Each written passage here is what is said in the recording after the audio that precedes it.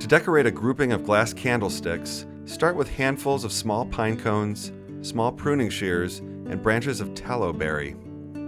Gather up pine cones and place loosely around the candle or stem of the candlestick. Make sure there are enough to grab attention, but don't be fussy about placement. Branches of tallow are available at florists and craft stores and have pretty white berries which stand out against a dark background. Trim off the little clusters of berries and drop onto the beds of pine cones.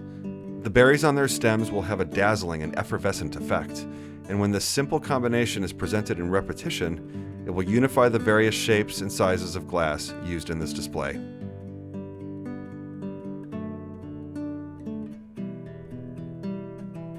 Pumpkins, squash, and other edible botanicals can be put to work as candlesticks. Turban squash lends itself perfectly to this task. Using an apple corer, make sure you've got a plumb vertical line at the center of the squash and bore a hole. Insert a taper candle and use a colorful ceramic vase to display the candlestick, or just set around on its own for a fun and economical seasonal display.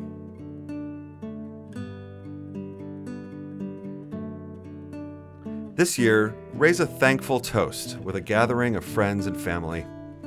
Start by finding a favorite literary passage or poem appropriate to the occasion. Copy the poem onto buff-colored cardstock and consider enlarging the words in the process for graphic impact. Next, use the leaf you selected as a tracing template. Position the leaf to frame your writing selection and trace its edges onto the back of the cardstock.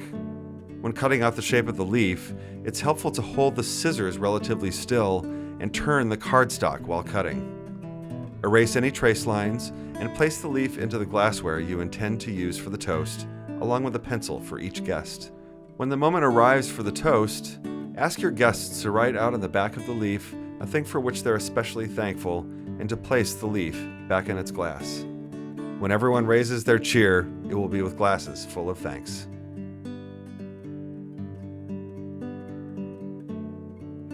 Here's an easy way to dress up a collection of platters for autumn.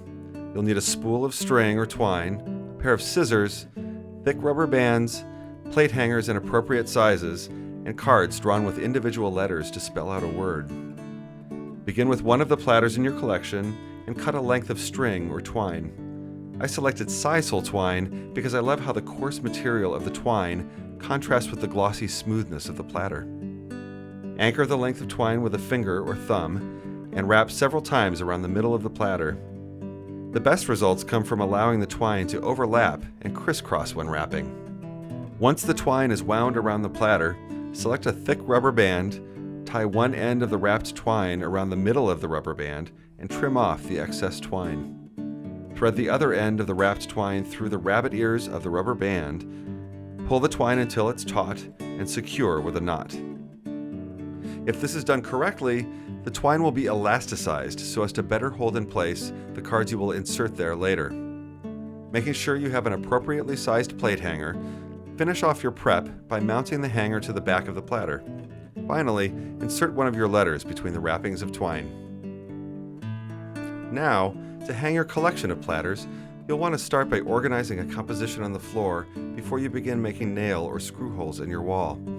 Once this is done, start hanging by marking on the wall the point at which the plate hanger meets the wall surface and drive in a screw or nail.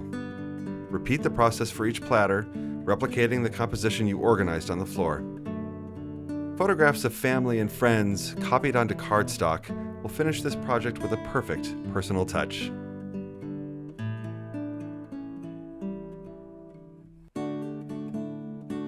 For this project, you'll need a wreath, stiff cardstock, and wide satin ribbon. Pottery Barn's bittersweet wreath conveniently features a wire loop for hanging, but for this project I want to avoid this loop, so I'm going to work on the opposite side of the wreath.